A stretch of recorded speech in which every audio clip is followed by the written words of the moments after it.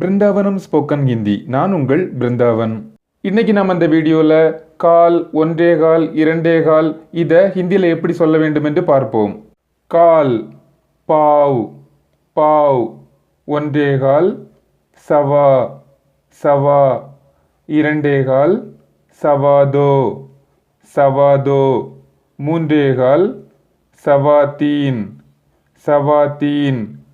நாலே கால் சவாச்சார் சவாச்சார், ஐந்தே கால் சவா பாஞ்ச், ஆறே கால் சவாச்சே, ஏழே கால் சவா சாத், எட்டே கால் சவா ஆட், ஒன்பதே கால் சவா நோ, பத்தே கால் सवा दस. धन्यवाद दोस्तों.